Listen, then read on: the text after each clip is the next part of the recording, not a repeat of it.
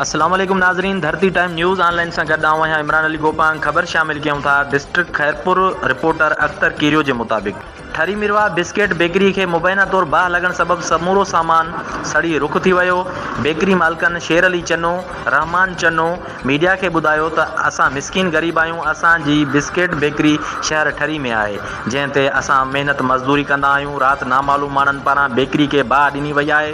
बाह लॻण करे मोटरसाइकिल ऐं जनरेटर ऐं ॿियो सामान सड़ी रुख थी वियो आहे।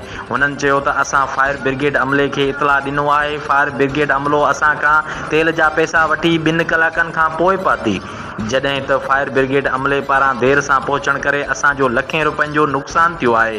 हुननि DC खैरपुर ऐं कमिश्नर सखर खां इंसाफ़ जो मुतालबो कयो आहे।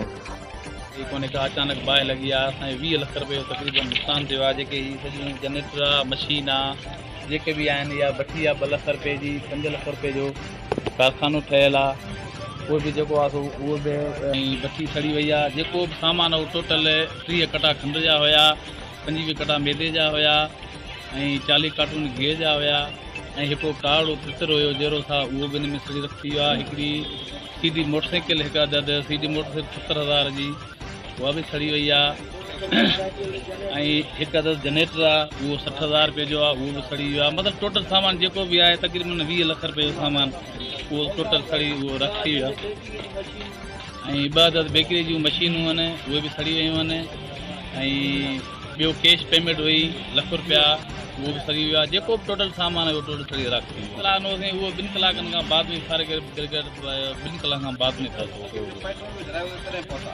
उन में पेट्रोल कोन हुयो, उन में पेट्रोल विझायोसीं, उन खां बाद में उहो पेट्रोल बि असां ॾिनो आहे, तॾहिं उहो फायर ब्रिगेड आयो आहे।